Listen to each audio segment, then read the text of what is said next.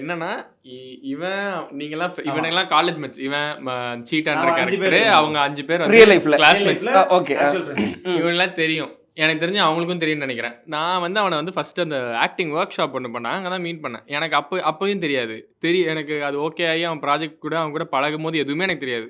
ஏன்னா அவன் சின்ன பையன் என்னோட. ஒரு 2 வயசு 2, 3 வயசு சின்ன பையன் அவன். எனக்கு தெரியவும் தெரியாது. யாருன்னே எனக்கு தெரியாது. நாங்க ரேண்டமா வந்து பாஸ்கெட்பால் பிராக்டிஸ்லாம் போவோம். எனக்கு தெரிஞ்சு 3, 4 மந்த்ஸ் போயிருச்சு. போனதுக்கப்புறம் ஏதோ ஒரு நாள் வந்து இது சேது அண்ணா பையன்னு ஏதோ எங்கேயோ யாரோ பேசிட்டு இருந்தபோது ஏதோ பேசிட்டு இருக்கும்போது நான் கேட்டேன், யார்ரா அது அப்படின்னு. கேட்டேன், டேய் நம்ம இவன் சூர்யாடா. சூர்யாவா? டேய் எனக்கு தெரியாதுடா. ஏன்னா நான் அவனை அந்த இந்த படத்துல சின்னதா இருப்பான். அது என்ன படம்டா அது?